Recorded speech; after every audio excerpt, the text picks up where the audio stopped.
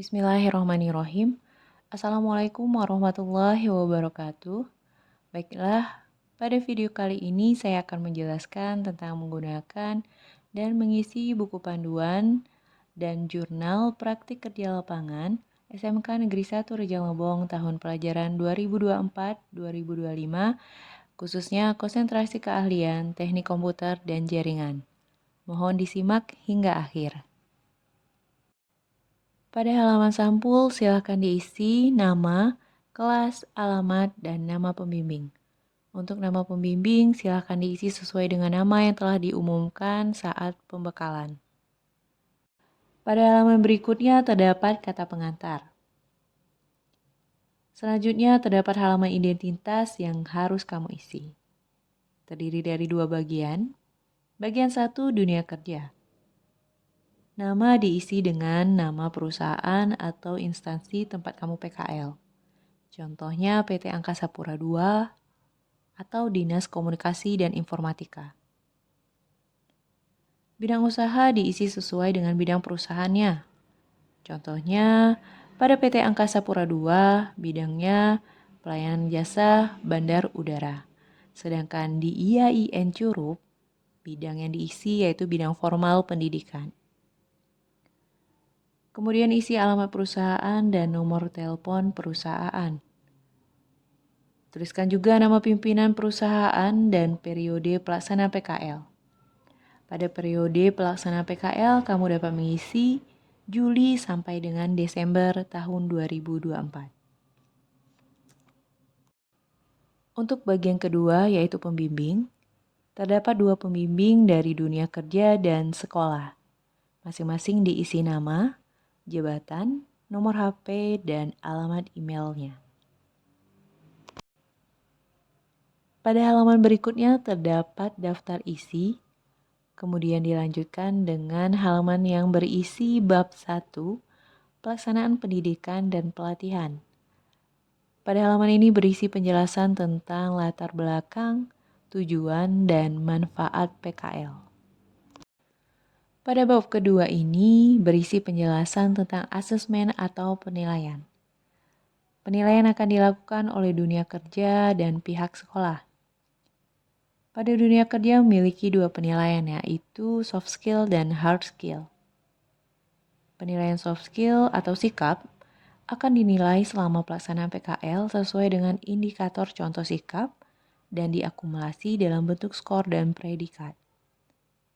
Sedangkan penilaian hard skill atau kinerja dilakukan instruktur PKL melalui pengamatan dan hasil pekerjaan teknis yang dilakukan peserta PKL selama kegiatan tersebut.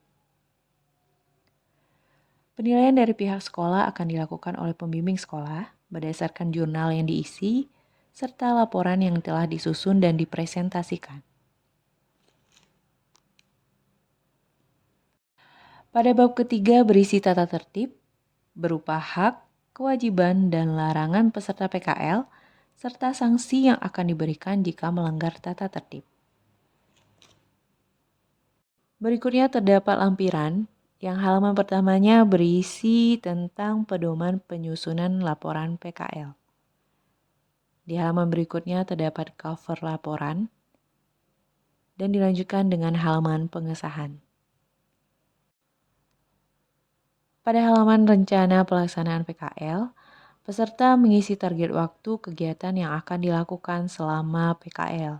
Kegiatan boleh ditambahkan sesuai dengan kegiatan di tempat PKL. Berikutnya pada halaman sejarah dunia kerja diisi dengan nama perusahaan dan sejarah berdirinya tempat PKL tersebut. Peserta mengisi logo dan menuliskan visi, misi, serta budaya kerja yang ada di tempat PKL. Halaman ini berguna untuk penyusunan laporan nantinya. Pada halaman staf dan karyawan, peserta mengisi nama staf dan karyawan beserta jabatan di tempat PKL. Halaman ini membantu peserta untuk mengenal dan bersosialisasi dengan lingkungan, serta membuat struktur organisasi tempat PKL yang digunakan dalam laporan PKL nantinya.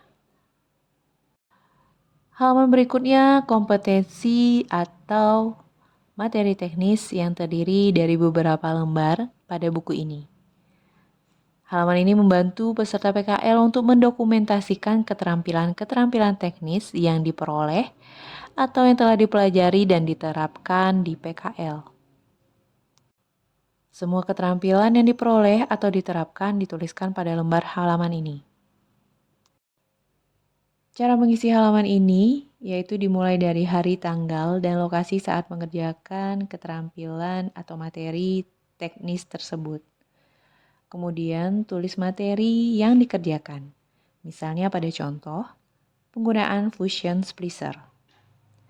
Selanjutnya mengisi tujuan dari materi, jenis pekerjaan, persiapan, langkah kerja, dan hasil berupa foto yang akan dimasukkan pada laporan nanti. Jangan lupa untuk mengisi nama instruktur dan pembimbing, kemudian tanggal pengerjaan, serta tanda tangan keduanya. Untuk tanda tangan pembimbing sekolah dapat diminta saat monitoring dari sekolah. Pada beberapa lembar terakhir di buku panduan, merupakan halaman jurnal yang wajib diisi peserta PKL setiap hari kerja, mulai dari hari, tanggal, dan uraian pekerjaan yang dilakukan pada hari tersebut. Tuliskan pekerjaan apapun yang dikerjakan, baik yang berkaitan dengan keterampilan teknis maupun yang tidak berkaitan. Baiklah, itulah tadi penjelasan cara penggunaan dan pengisian buku panduan dan jurnal PKL. Semoga bermanfaat dan tetap semangat menjalani kegiatan PKL. Jangan lupa jaga kesehatan ya. Terima kasih.